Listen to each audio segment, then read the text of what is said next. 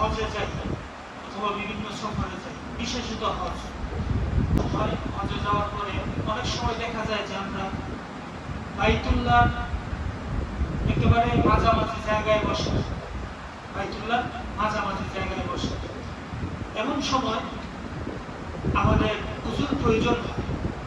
এখন যদি আমরা এই মাছ থেকে উযু করতে যাই, তাহলে আমাদেরকে অনেক কষ্ট করে কি করতে হবে, অনেক দূর যেতে হবে, অথবা অনেক মানুষের ভিড়, যার কারণে আমাদেরকে সুযোগও দেওয়া হবে।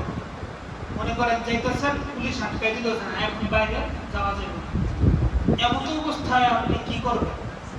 এমন অবস্থায় আপনি ওই জায়গায় সহজে কিভাবে এই সমস্যার সমাধান করবেন, এই সহজ সমস্যার সমাধান আপনাদেরকে দেখাবো। কথা বুঝছেন? এই জন্য কি রাখতে হবে? একটা তোয়ালে রাখবেন।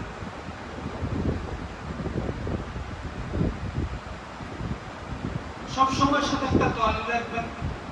এবং আরেকটা যে কাজ করতে হবে সেটা হলো, এই যে পানির যে স্প্রেগুলো আছে না, বিভিন্ন ডিজাইনের স্প্রে পাওয়া যায়, এই স্প্রেগুলো রাখবেন। বুঝছেন? বাইতুল্লাহ অনেক মানুষ থাকে না হজের সময়, তখন আপনি প্রায় বাইতুল্লাহর কাছাকাছি আছেন, এখন যদি আপনি কি করেন, ওখান থেকে উঠা বাইরে আসতে চান উঁচু করতে, অনেক সময়ের দরকার। এই জন্য আপনি শর্টকাট কিভাবে এই সমস্যার সমাধান করবেন, এটা আপনাদেরকে আমি প্র্যাকটিক্যাল দেখাতেছি। মনোযোগ দিয়ে দেখি।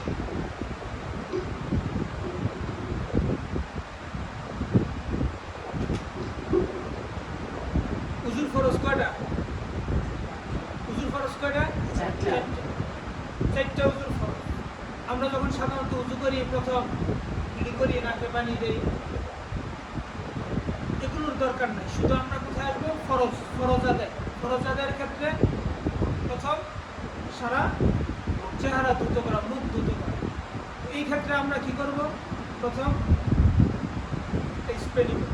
এই যে স্প্রে দেখছেন, স্প্রেটা দেখছেন, এই স্প্রেটা নিবেন। স্প্রেটা নিয়ে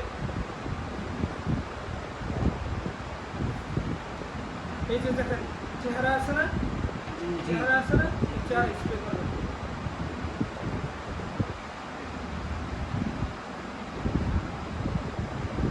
স্প্রে করছেন, চেহারা স্প্রে করছেন। এই স্প্রে করার কারণে আপনার নিয়ম হলো যে যদি 1-2 ফোঁটা পানি গড়ায় পড়ে, এটাই কি দোয়ার হুকুম। এই যে আমরা যে এই যে মুখটা যে পানি দিলাম, দেখছেন, এই যে এখান থেকে পুরোটা কয়েক ফোঁটা পানি পড়ছে, তো দোয়া হয়েছে, মুখ দোয়া শেষ। তারপরে আসবেন হাতে। হাতের ক্ষেত্রে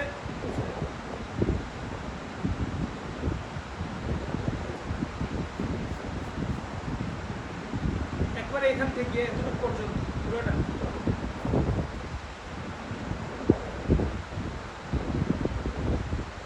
এই যে হাত দেখছেন, এই যে এখান থেকে কয়েক ফোঁটা পড়ছে না?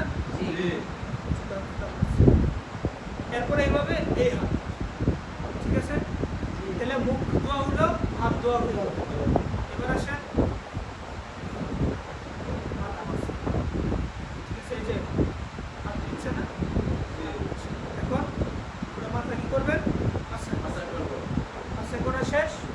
তারপরে যেভাবে হাত দিছি এভাবে কি দিবেন? পা দুই। যেভাবে হাত দিছি সেভাবে কি করবেন? পা দুই।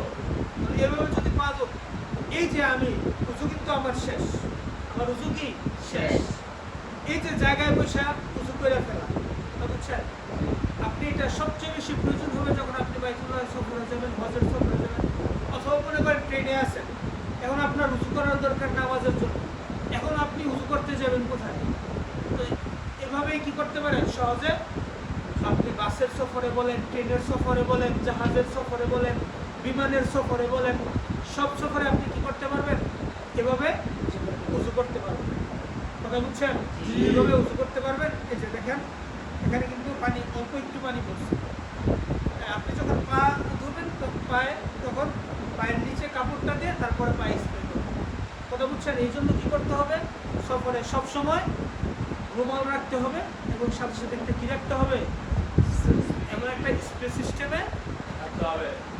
কথা কি বুঝছেন? মনে থাকবো? জি। যারা আপনাদের যাদের সাথে দেখা হবে সাক্ষাৎ হবে তাদেরকে এই জিনিসটা বুঝিয়ে দেবেন।